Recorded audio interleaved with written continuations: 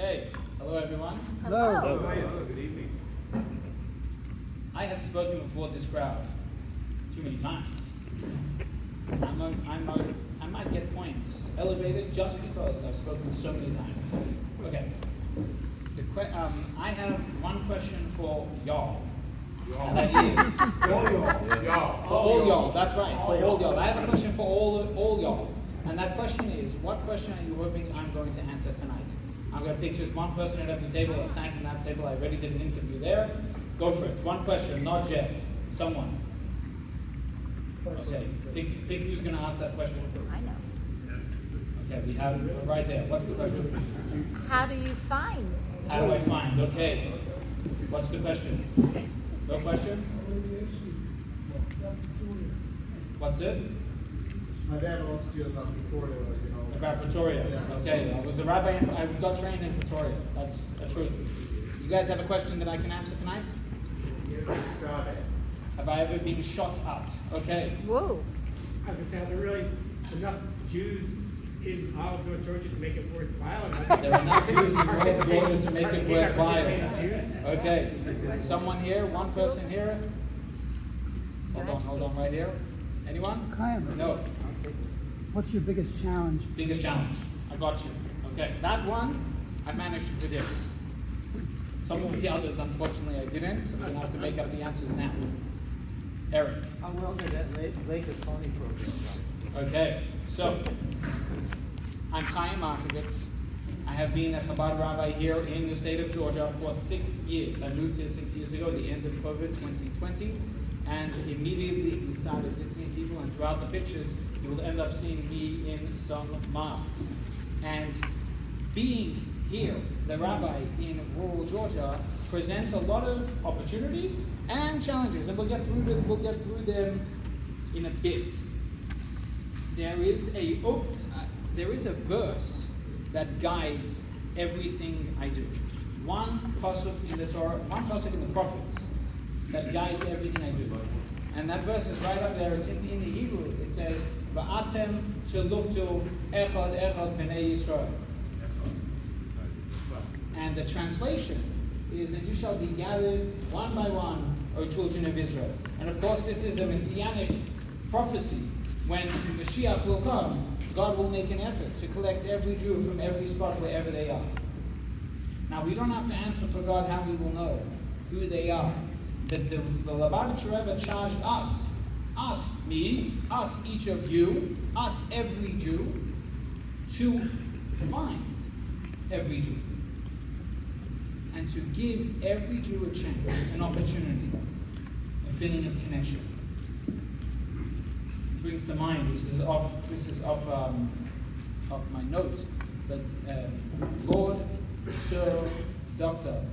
Jonathan Sachs, Rabbi, and this one time, Lord Jonathan Sachs, famously said that someone hunted the Jews with hatred, and the Rebbe found them with love. And so that's what we all do, all of us here, and this is what I do all day. Is we find every Jew one at a time with love. I spoke so much you don't get to see those pictures. You'll have to imagine. So the mission, you can imagine how many Jews, I mean, as you've asked this question already, but how many Jews do you think there are all around rural Georgia? Give us a guess. Say some numbers. Eric, number. There's 150,000 here. 150 in the state of Georgia, and that's a federation number. 40,000. You think how many? What? At most. What? No. 20,000. 20,000 Jews in rural Georgia going once. Go for a second. Who's going to give us a guess? How many Jews in rural Georgia? 900. 900. All right. Give us another. 1,000. All right. 10,000. 10,000. My personal guess is about 5,000. That's my personal guess. I know more than 1,000 right now. Okay. When I send out matzahs, when I send out high holiday packages, I'm sending 1,500 at a time. Now, those are the people that I know, right? So there are all of these people living out there in the wild. But for you and for me, when we want to go to shul, we walk down the road. I literally walk around the corner and I'm in Beth Tefillah and I have a minyan when I so desire. For a Jew who lives down 75, 3 hours, what are they meant to do? A guy who lives up in Blairsville, Young Harris, or Blue Ridge, where is he going to go to shul? Where is he going to go to engage his fellow? Where is he going to go to engage his true essence, his soul? And so is born the idea that we need to go and get them. Think about the biblical figures. You know Abraham and you know Isaac. Isaac never left the Holy Land. He was born in Israel and he lived his entire life in Israel. Abraham was born somewhere else, traveled elsewhere. He was in Egypt, he was in Canaan, he was in, I don't know where else. Right? And only for a bit of his life does he end up in the Holy Land. We are the Abraham. We are the Abraham. We are going to go one person at a time, find them, and bring them in. And give them an opportunity to connect to what is theirs. I don't do proselyting, so I'm not looking for non-Jewish people. If they come, we'll hang out with them. But I'm not looking to convert anyone. I'm just looking to connect with people. Let's just stop for a moment. Up the top corner, left, right. The top right corner is me with some guy. That fellow is a professor of biochemistry at Valdosta University. Valdosta? Put up your left hand if you know where Valdosta is. All right, everybody, great. Next to him on the other side is the president of the temple in Brunswick. Second to oldest temple in Georgia. It's not in Brunswick, it's in St. Simon's Island. They're next door. By the way, piece of random Georgia info. Next to Brunswick, there was a village called Jewtown. Good. Something like that. I mean, that's Googleable information. I read about it on Wikipedia. I don't think I ever went to pick it. Underneath the president and his mate is Moshe Rabbeinu. So when you go to St. Simon's Island and you left your swimming trunks at home, you'll stop in his shop and pick up a pair. And on this side, I met them because I buried their dad. And they live in Woodstock. Oh, sir, Woodstock, Canada. All right. Tell How you many stories. Jews in Brunswick? Say what? How many Jews in Brunswick? How many Jews in Brunswick? I know in the 30 to 50 space. I know of. I'm sure there are more that I don't know yet. There is a Kushner with a house somewhere there. I saw that, but I don't know who he is. So that sounds like a Jewish thing. So you'd be thinking, so when did you guys start doing all of this activity of going to visit people? So I'll tell you that if you want to get really involved in history, Chabad has been doing outreach stuff for over 200 years. Because back in the old country, there were ignorant Jews.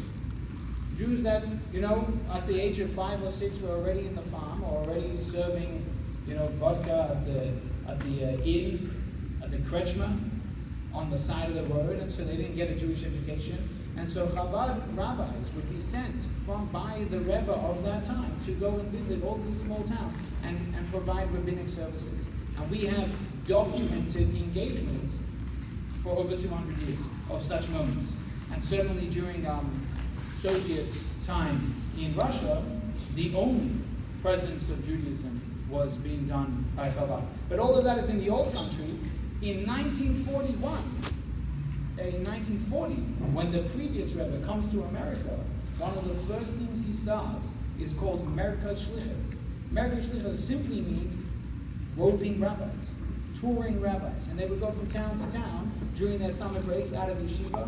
These two guys would go, they'd get in the car or the train or bus or whatever, however they went back in their old days, and they'd stop in towns. And in fact, there is a story of a lady looking out the window and seeing two guys going with their tzitzis and their yarmulke hanging and a beard, and she gets the fight of her life as if her family's come back from the old country. And she runs out to the street and she says, I didn't know there were any more of us left. And that happened somewhere in the Midwest. So Chabad has been up to this kind of stuff for a very long time. In fact, before I came here, before I moved here, Chabad of Georgia brought 2 young rabbis from New York, and they sent them on a mission, and they visited in a couple of cities, including Rome, including Dalton, not Valdosta. They went to Columbus. They probably went to Macon, and then maybe they went to another city or two, and they came back and said, you know what, it's a good idea. And then I turned up. In this picture here, I've got to tell you a good story. Where do you find a Jew? One of the places you find a Jew is in the Manischewitz aisle. So I went to Publix. It had been a very long day. A very long day of stopping, going in towns, walking the streets, asking people, do you know anyone Jewish? Have you ever seen horns? And I'm tired.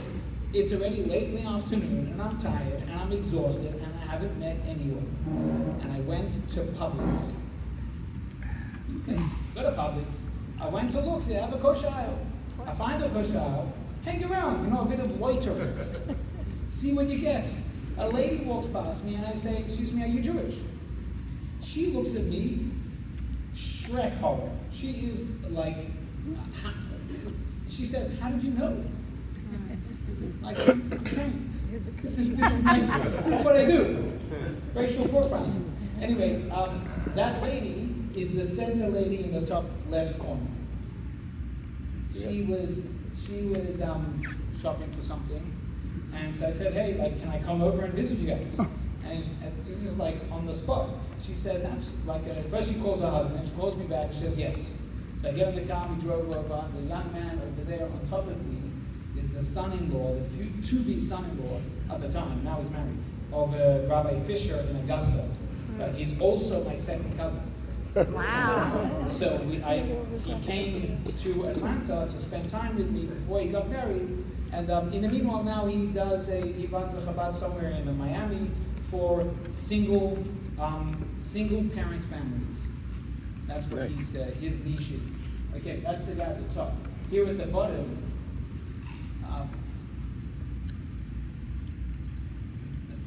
underneath the bottom left, that is a family. They live on top of Jasper, beneath LJ. Has like a word rock or something. No, it's not rock. Whatever. Anyway, it's over there. You believe me, it's there. They live over there. 2 sisters on either side, and their mom. And that's, I guess, someone's son. Or that was a nephew, and that's the non-Jewish husband. And so I'm hanging out with them. What they met Rabbi Nu. One of the sisters met Rabbi Nu. Which Rabbi Nu? Rabbi Yossi. They met him at Kroger. He was shopping, she was shopping. She said, I need a rabbi. And so he said, where do you live? Up there, call Chaim. So she calls me, and I eventually went to visit her because her mother was going in the direction of all people. And so we did the last prayers together. I said the Shema with her, and I spent a lot of time, a lot of effort, begging the family that they should allow their mother to be buried like a Jew. That's one of my main letdowns. I failed. She was burned, which is sad. So I make a public service announcement. If you or anyone in your family is considering burning a Jewish body, don't do it. Or don't do that. It's a bad thing to do. We can talk about why later, but that's a public service announcement.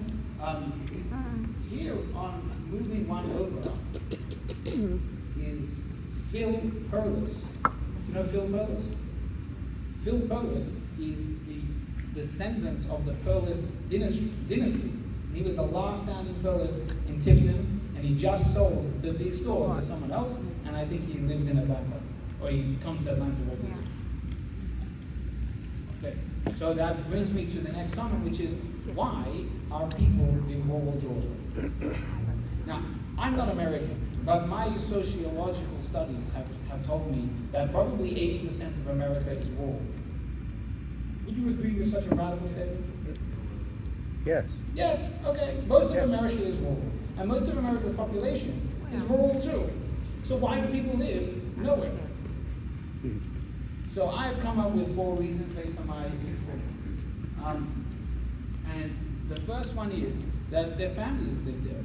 So before Walmart and big shops, everybody lived, the Jews went peddling up and down the river. Where's my friend from? Alabama? There you are, right? So Alan's dad, grandfather, was peddling in Alabama, and that is the story of many Jews all throughout, definitely the South. And someone who was telling me they read the book The Jew Store, right? And that tells this fantastic story, and it's definitely worth a read. Okay, so these are some of the families that have lived in these areas for a long time. The Feinberg family in Valdosta. Have you ever met a Feinberg? Try this. Have you met a Kaminsky? Yes? Yeah. There's a bunch of Kaminskys in Atlanta, and they're all from Valdosta. They're all from Valdosta. There are many more such names that, either do you know the Cohns? There's a Cohn, C-O-H-N. I don't know if the one that's here, I saw a name on the wall. I don't know if that's the same family, but there's a big Cohn family from Columbus. They've been there for years. They're old, like an old lawyer or a judge or something like that. Okay, so families have lived in these towns for a very long time, and sometimes they had temples, sometimes they made synagogues, they formed congregations, sometimes they went elsewhere. I'll tell you something phenomenal. We did a Zoom class. My wife hosted a Zoom class for ladies, and on the Zoom was one lady from Tifton and another lady who lived in Clayton. You know what Clayton is? Clayton is northeast Georgia, right? I think it's not near Rome. It's on the other side, opposite side. But it's off of I-85, right? By I-85. Lake Right. Burton. You guys need to know your math really well. On the way By to Lake Mass. Burton. So this lady in Clayton sees the lady from Albany. Where's she from? She's from. It's not Tifton. It's before Tifton. It's this. Ordeal. No. It's minutes before Tifton. I forgot the name. Anyway. Another town. But yeah, this is when you forget these things, you desperately need to know them. Anyway, so one lady says to me, "Hey, I think we're cousins." She's like, "What? Cousins?" We matched up cousins on a Zoom class. I knew one lady from Clayton, one lady from this town, Tipton, whatever, and we found family just together like that. Okay, let's take a look at the pictures we've got collected up here. This, the menorah lighting, Yes, was in Bethlehem, Georgia. that's appropriate. And the guy who hosted it has always introduced himself as the Jew from Bethlehem. And now, he's no longer the only Jew in Bethlehem. Look at that crowd. Wow. That's unbelievable, right? Where is Hey? it? Where is Bethlehem? It's next to Windus. If you drive all the way to Athens, you pass it. Yeah, used to. It's on the way to Athens. I don't remember the number of the state route, but it's whatever. It's very busy. Don't go during traffic hour. It'll take you double or triple the time. It's not worth it. Whenever I go there once a month for a class, I always leave 2 hours early. Always. 2 hours earlier than the traffic. I'll just hang around rather than in that traffic. Then let's look underneath that. Underneath the menorah lighting is the Torah class in Blue Ridge. That's been going for 16 years. Rabbi New started that class 16 years ago with Hirsch. Minkowitz? Hershey Minkowitz? Hold on, no. I'm thinking about the guy's name. Yikes. I forgot. Next. No. I forgot. Doesn't matter. Okay, so that's in Blue Ridge. And then the one over, that fellow is a Russian immigrant who lives in Valdosta. Now I've got to tell you something painful. The young boy wanted me to officiate his bar mitzvah. What's so sad? You could. I couldn't. Mother. Very painful. These moments like this are extremely painful because I love Max. I like his kid too. They're great guys, right? But I can't help. Why can't I help? Couldn't we do a quick conversion for the kid? So this is an aside. It's off camera. Chabad doesn't engage in conversions as a rule. Number one, because it's a very complex area of Jewish world, and number two, it would disturb my job too much. I can't manage that. So if I ever have to do a conversion, we send them off to the RCA or other people. Do you remember the name Dr. Michael Grove? Yes. Roy, he's a professor here from Emory University. Yeah. He officiates conversions here, and if I need to, I'll love to send to him. The fellow up there, this is a phenomenal story. That guy learned at a Chabad yeshiva in the 50s. He was a student in the Bronx at a Chabad yeshiva in the 50s. Okay, so how do we know him? I don't remember the backstory, but the volunteer who was standing next to him, who was Rabbi Fisher from Augusta's son, was volunteering for me, and somehow he found that fellow. And we've kept up a connection with him until now. And this was installing a mezuzah. We probably gave it to him as a gift, and that is in Macon, Georgia. Okay, there's another reason why people live in rural Georgia, and that is for profession. So there's a lot of people in the military that end up in rural Georgia. Fort Benning, Air Force, the Robbins Air Force Base, Moody Air Force Base, Fort Stewart next to Augusta. There's a whole bunch of them.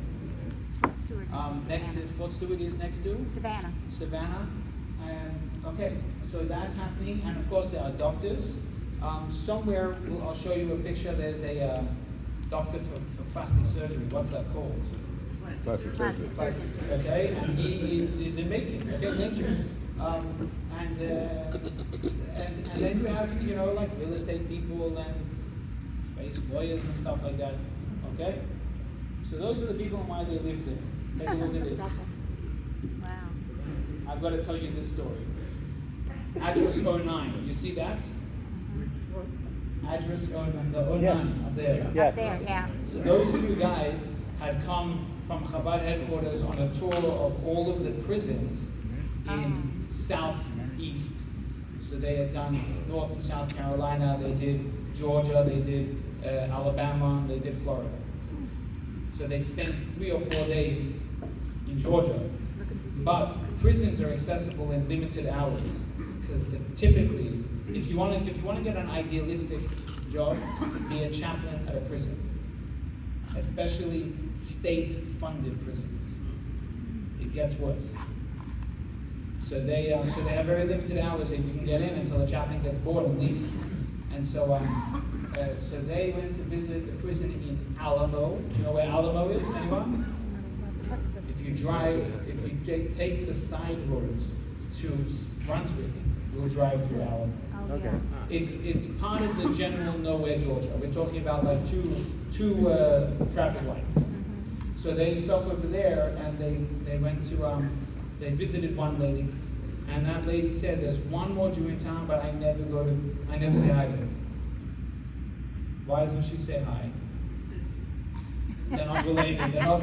The real story is that this fellow, he never took care of himself. That there must be a mental illness of sorts, but he had like 6 or 7 dogs in his house. The place is covered in stuff, and so he came outside. And so they helped him wrap the tefillin. I later spoke to him on the phone, and he had a very interesting story about how he ended up in Georgia, which I don't remember. And I've met him once before. Okay, underneath is the chaplain, and the assistant chaplain at Robbins Air Force Base. And one of them, the fellow on the inside, thinks he's Jewish. So I hung out with him too. He thinks he's Jewish, we give him some attention to him. Okay. Fellow on the side posted on Facebook that he was looking for a temple.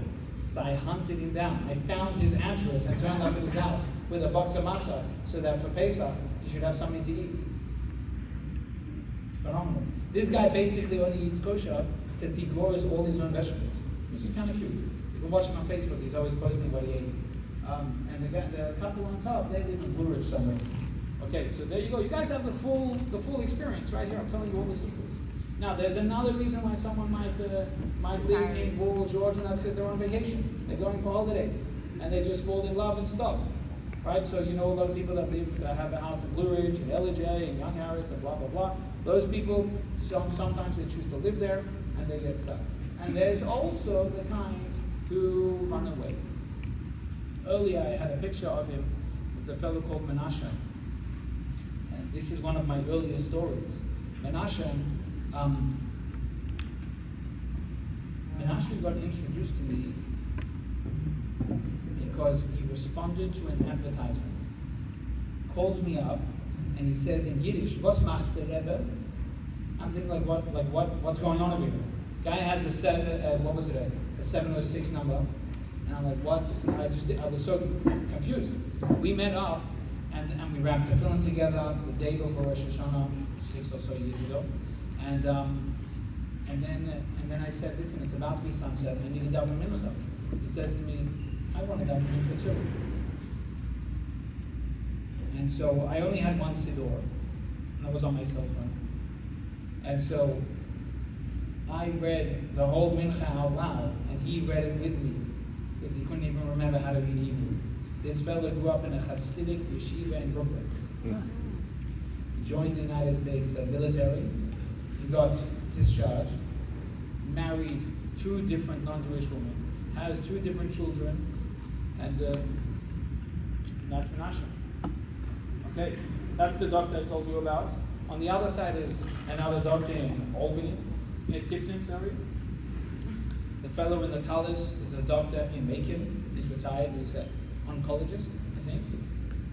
And the class is in Talking Rock. You know what Talking Rock is? No. No? Talking Rock. Jasper? I know Jasper. Pickens. You got it right. Pickens County. I will be there again this Monday. We have a weekly class over there. And so that's at 6 p.m. on Monday if you want to invite. Now, the big question that a bunch of people ask is, how do you find them? How do you find them? That's a good question. How do you find them? And then how do you get the chutzpah to knock at their door? This is big stuff. So, so you can imagine, anyone here in sales? Sales sucks, right? It's hard. Sales is difficult. I was actually just talking to a friend of mine who's a rabbi in Staten Island. He said he finds it easier to cold call, to knock at doors, than he does to make a phone call. I feel the same way. I don't know why. But it takes a lot of energy. It takes a lot of energy to knock at the door, and often I'll sit in my car like shaking a little until I work up the courage to go pound on our door. But inevitably, when I arrive, they're blown away. And they're delighted and typically warmly welcoming me. So, how do I find them? That's a secret. I'm not going to tell you. But what I will tell you is Facebook has everything you need to know. And then there's a lot of public information like white pages and stuff like that. And once you learn the trick, you got the whole thing covered. So I can, whatever. If you want, I can come visit you by surprise. Let's take a look. Okay. But in that top corner, clockwise, not anti-clockwise, or whatever, 11 o'clock, that was in Colorado. I included it because we work, I'm at work all the time. That fellow is in, where do we do, at Breckenridge, at the ski shop. And he doesn't say anything. And then whatever, somehow, there's a bit of schmoozing, and he says, oh, I'm also Jewish. And hold on a second. He didn't say anything. We asked him to wrap the building, he didn't want to. But wherever you go, wherever you are, there's someone Jewish that we have to reach out. There's always someone there that is waiting for us to connect with them. Underneath is the president of the temple in Albany. I don't remember his name, but Do you know his name? next to him is Mr. Friedlander. It's an old Georgian name. If you go on my YouTube channel, there is a tour of the cemetery in Moultrie, and the Friedlanders have a part of it. Okay, and then on top of him is someone from Hahira.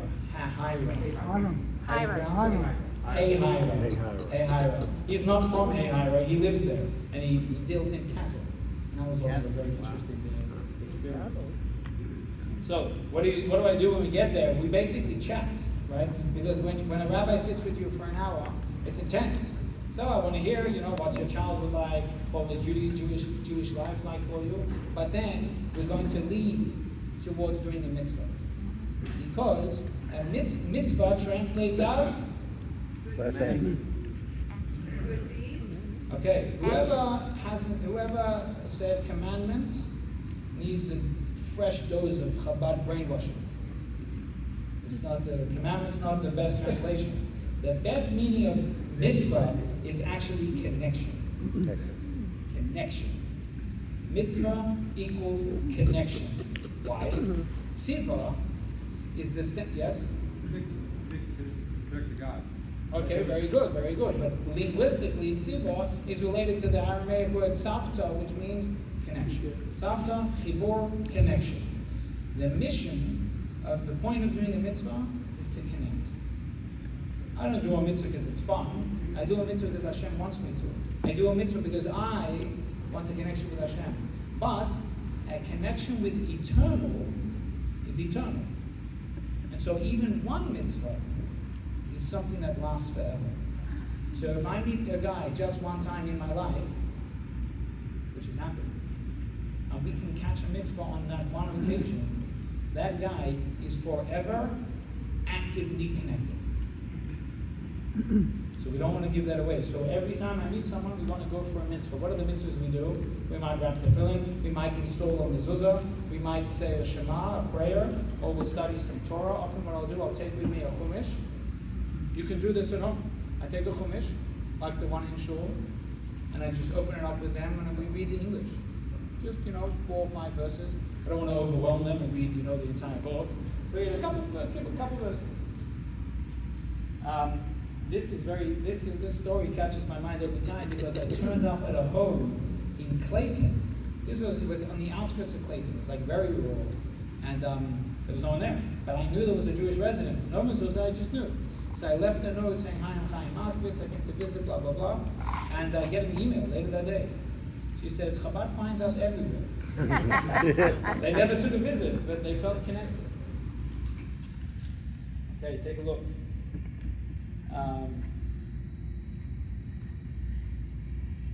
At the bottom left, wearing the tefillin is Arnie.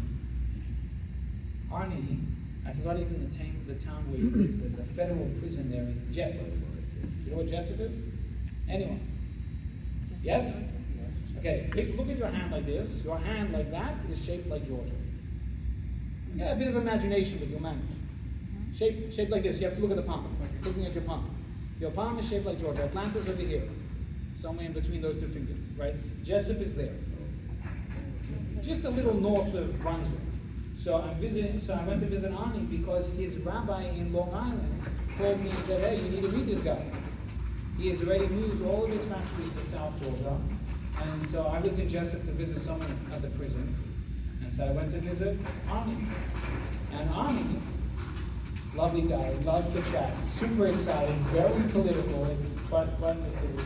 And we wrapped the film together. And in the email, if you get the weekly email from me, this story is the weekly email of the day. So Ani says to me, "Oh, you know so-and-so? He's also Jewish, but don't tell anyone." I didn't tell anyone. I never got to meet the guy. But it's because of that introduction that now we know about another Jew. I did try go knock on his door, but he has a very long driveway, which is already scary, and there was a gate. So I didn't figure out how to do that. The lady at the top owns a shop in Blue Ridge, and she never reached out, she never engaged, she's not part of any congregation or anything. But there was Tucker Carlson said something about Chabad in the past 6 months. Any memories? You remember something? Whatever. I don't remember what he said, but he said something. So she went online, found the Chabad that was closest to her, and made a donation. So I'm like, we got to find out who this, anonymous person is. So I gave her a call. She says, "I've lived it for 20 years. Like, okay. So I came by on a Monday when I go to Blue Ridge on the 4th Monday of the month, and we put up a mezuzah at our shop. We had a long conversation. It was very nice, very warm, high-city Jew. Over there that fellow is from LaGrange, Georgia. You know where LaGrange is? Yes. It's near here. And underneath is a lady who used to live in Atlanta, but she escaped the big city. Now she lives somewhere just south of Atlanta. So I went to wrap the film with her husband and hang out with her. Unfortunately, the picture got cut out, but I've divided Georgia into 8 parts. So you have north and west, north, east and west, central or whatever, central kind of. Then you have south, and then you have like really deep south. And so I put the sections. My long-term dream, if I had $1 million, my long-term dream would be to have a Chabad center in every one of those sections. What should we call them? Octants? Maybe. Okay, that's it. We make a new word. So that's the long-term dream. And as a mission, as an active thing, I travel 4 times, 4 weeks. There's 4 weeks in a month, 2 days a week. I go on a trip. I always come home that night, keep my wife company. And so I will go to, northeast Georgia one day, northwest Georgia another day, then central on either side, and then south, and then deep south. I'll switch it up to keep the getting tired different schedule. Okay. The family up there with the masks, that was in LaGrange. I guess one of them is an anti-masker. I don't know what's wrong. Somehow we let it go without it. The young lady is about to graduate from Athens. The 2 little girls are star tennis players, and the dad, the grandfather and the dad, they own a what's called military leftover stuff. Surplus. Yeah, army surplus. Classic Army surplus. Jewish shop. Classic Jewish enterprise in LaGrange, and that's them. And the lady, she's actually from Macon. She's married with me. The fellow over there on the other side is not Jewish, but very friendly.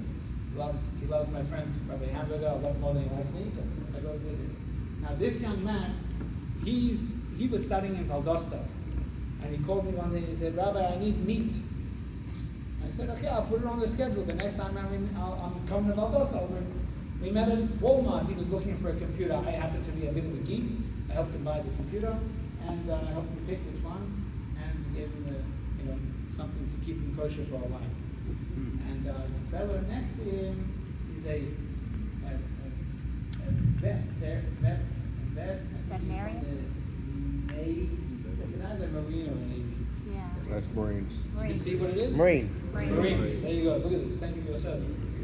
Okay. And so going to visit people so regularly, once a month, gives them a chance to feel like they can have a connection with me, that they can trust me and they can connect. And so this lady, she calls me. She says, "No, when are you coming?" I knew something was happening, but I came to her on a scheduled day, and we're sitting there. It's me, her, and her non-Jewish husband, right? And so and we chat, and she's beating around the bush. You can feel it. And so then John gets up and goes to another room, and she leans over to me, she whispers, and she says, "My granddaughter's about to be baptized. Her daughter's daughter, Jewish kid." And there's nothing I could do, right? I couldn't save the day. This kid lives in flowery branch, as it happens. But she needed someone to confide in, right? And so because I was there, and because I've spent so much time with her, she felt that connection, that opportunity. Gee whiz, I've been keeping you guys here for a long time, huh? It's all right. We should skip some of the pictures. Should we skip pictures? All right. Okay, I'll tell you about. Do what you do. You can see my parents. Those are my parents. Oh. You see them? They came from Australia. They're very proud of me. So I took them with me on a ride, and we went to visit. Sorry? No, that's not the right one. No, it is the right one. My Really? parents are Where's your parents? Up there. Really? Okay. That's my mom. That's my dad. They've been my mom and dad for 35 years. Yeah, So, let's see. So my mom is from France. My father's Australian. They lived in Australia for 40-something years. I grew up in Sydney, Australia. Are they Chabad also? They are Chabad. My mother is from the descended from the first Chabad rebbe. That level. My father is from a Hungarian Jewish family of survivors. Like 80% of Jewish Australia are survivors families. So after the war, my grandparents, my father's parents moved to Israel. They got married in Hungary, then they moved to Israel, and then they found out that the streets of Sydney were paved with gold. And so they moved to Sydney and they found out there was no gold. But they managed. Somehow they managed, and here I am. But the guy over there, his name is Livingston. What's his first name? Al Livingston. If you search Google, you might find a Lee Livingston. He's the president of New Jersey's Federation, and that's that guy's brother. They're brothers. But this guy his parents couldn't afford him a bar mitzvah. And eventually, he gave up on Judaism altogether, and he found a non-Jewish wife, and he moved to South Georgia. I'm trying to think of the name of the town. It's just off 80. It's just off 75.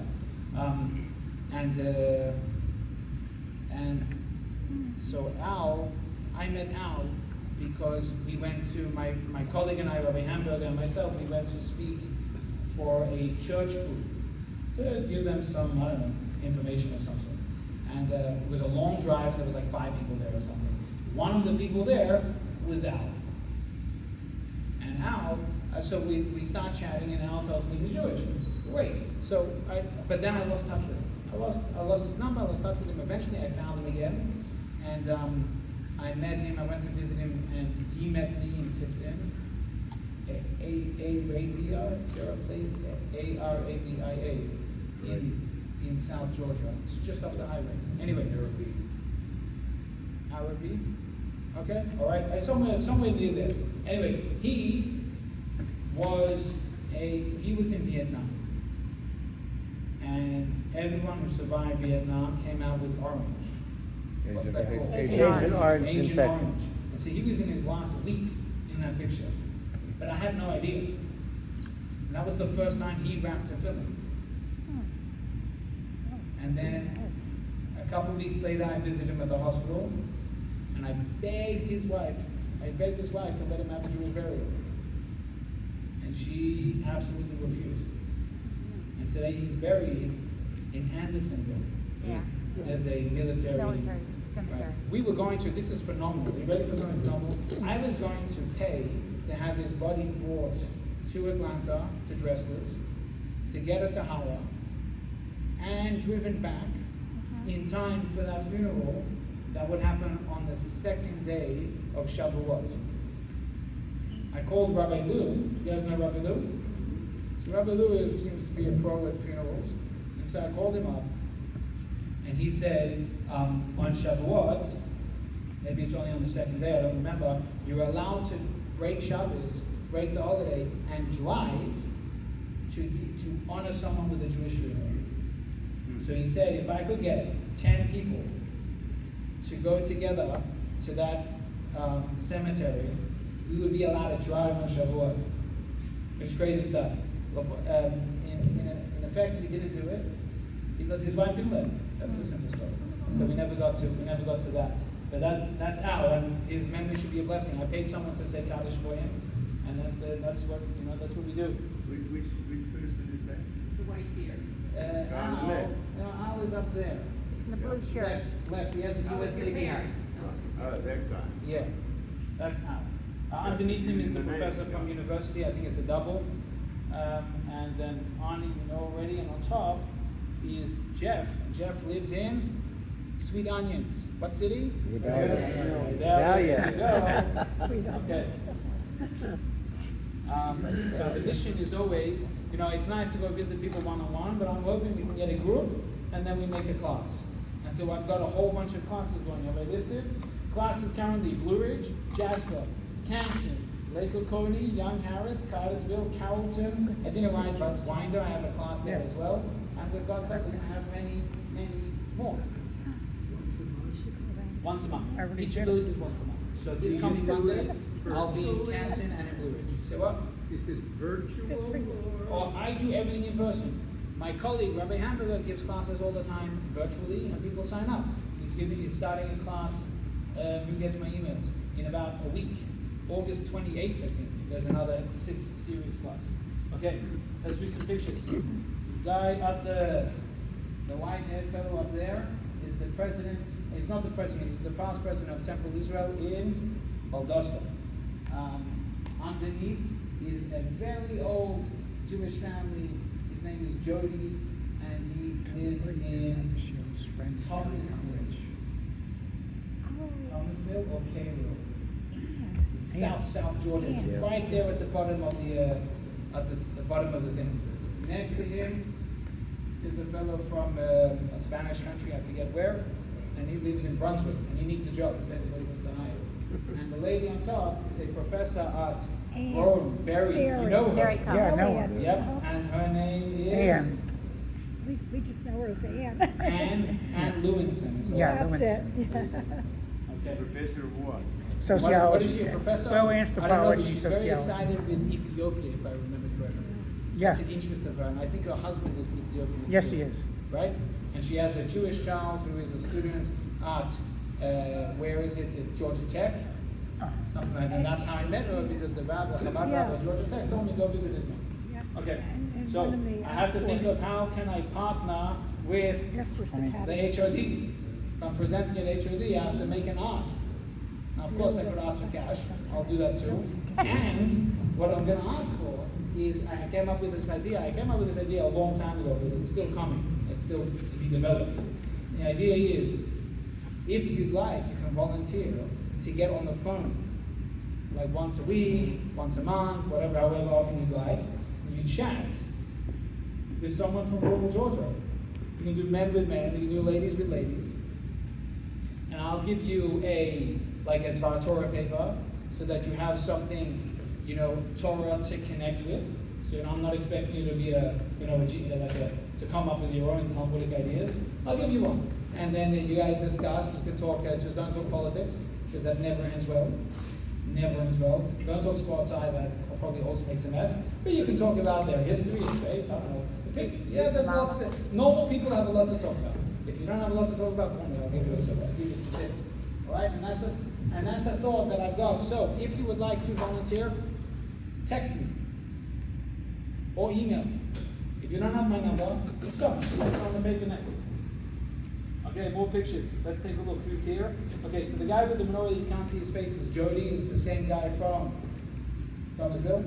The fellow next to him is in Statesboro. He's also an old Jewish family in Statesboro. Underneath is an Alamo, Karen. Let me tell you how we met Karen. We had another group of rabbis doing the jail visits, and they went to get a drink at the gas station. And they walk into the gas station, and this lady shouts to them, "Shalom!" She's an Israeli lady. Put into your Google Maps where Alamo is. Looking at the hand, it's there. It's maybe one traffic light, maybe. The two things that they have is the train track runs through it, and they have a very big prison. That's the whole thing at Alamo. Anyway, so we've been connected with them. Both of their kids have gone to Chabad overnight camps since. We've paid for those camps, like I have. Raised the money, but we paid for it. The young boy is now enrolled on the Chabad online school. So we have an online school for people who don't have access to regular education. And so that kid is there. He's one of the 3 or 4 students from rural Georgia we got signed up. The other guy, his name is Rob, and he is the retired president of the temple in Thomasville. Okay. Now, you know where Thomasville is? Who knows where Thomasville is? South Georgia. No. It's a good place. They converted, not they. Where was it? There's a temple in the furthest city southwest of Georgia is. Okay. That's, what do you call it? A senior moment? No. For marriage. What? Okay. Then another option of partnering with us is that we give out a mezuzah, we give out Jewish objects. I give sometimes a chumash, a siddur, or whatever. So if you like, next time we go somewhere, we're putting up a mezuzah, you can sponsor that mezuzah. Mezuzah costs about $100, something like that. Okay? And like that, you could know that your support directly place the mezuzah on a home in Barbasta, Tiftim, or Alma. Okay. Let's take a look at some more pictures. Did I tell you all my stories? I don't know, it's quite late. The fellow at the bottom with his wife, they moved from somewhere in Massachusetts to Brunswick, and their daughter was the rabbi of the temple there for a while, but she's left, and they stayed behind. The lady on top is the wife of the fellow with the cows. Remember the fellow with the cows from Hiram? Okay? I posted that picture on Facebook with the caption, "I found the wife." I got a whole bunch of muzzle tovs. People thought I was getting married. Okay, that's all right. I'm married. So then over here, someone asked me about Lake Coney. So these 3 ladies are all Jewish ladies, a grandma and her daughter. And And the grandma called me, she said, every time my daughter comes to the lake, all she wants to do is sunbathe. So we've signed up to bake challah together, so like that we'll do something together. And they came, they baked challah, and in the meanwhile, I asked her, should she go to C-Team? C-Team is Chabad teen movement. So she said, she's never even heard of it. So I said, oh, check them out on Instagram. You know, so she opens up Instagram, she takes a look, she didn't press follow. But what happened next is I called the C-Team rabbi and I said, you need to meet this girl. This girl is now the student leader at her school. She's the only person they know at her school here in Atlanta, and now she's bringing more families to C-Team. So I feel like we're doing a lot of good work. And up there, that's the menorah lighting in Milledgeville. And I was also in COVID days, so I hid my face behind the mountain. Okay. And of course, the final option for coming along, for partnering with us, is you can come with me. I've taken guys with me on the road, and we've gone to different places, Blue Ridge and elsewhere, and you're invited to come. In fact, I took someone, do you know Mark Immerman? He came with me to Macon, and the lead I had that day was a guy. He was living in a, you know, like a shack. He had like a piece of tin for the roof, but it wasn't like actually attached.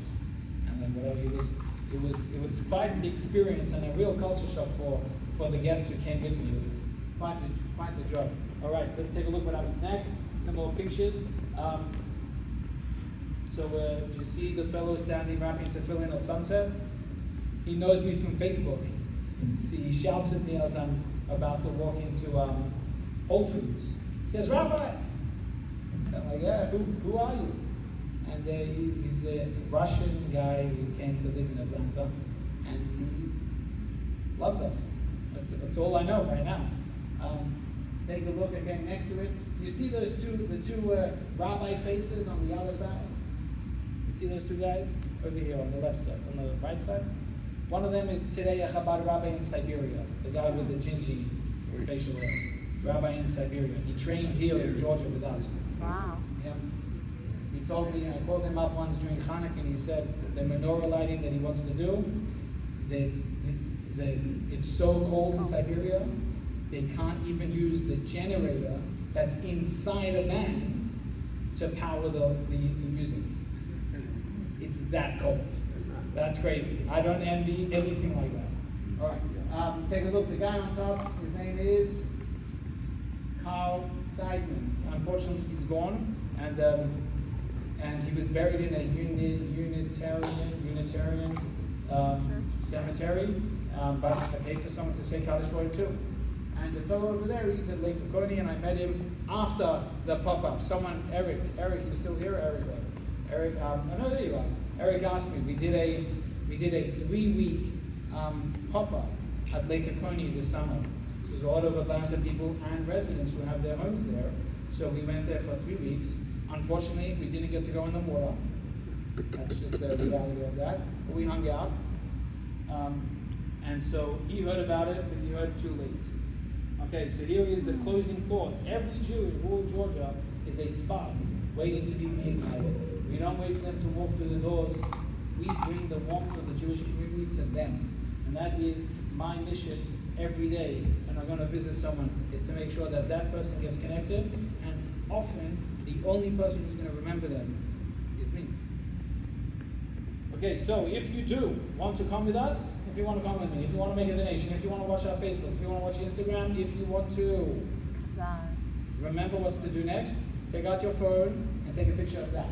That's a QR code. You can actually scan that, and it'll take you to the link tree and all of the options. They're right there.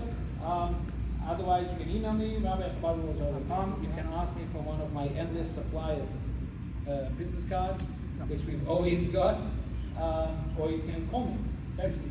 I'm not always available. I turn my phone off at night, but otherwise I am wide open. And so, my friends, after making the longest HOD OLM presentation of all time, no one has spoken longer than me in my time here. In your time here. In my time here. I don't know about all the other guys. It's a record. It's a record. I saw who was watching the clock, don't worry. And so thank you very much for listening. Thank you very much for joining, for coming to here. I hope I answered questions. If you've got more questions, I'm basically available to answer them, and thank you very much. Have a good night.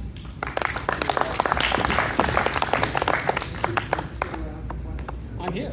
I'm wide open for questions. That adjourns the formal part.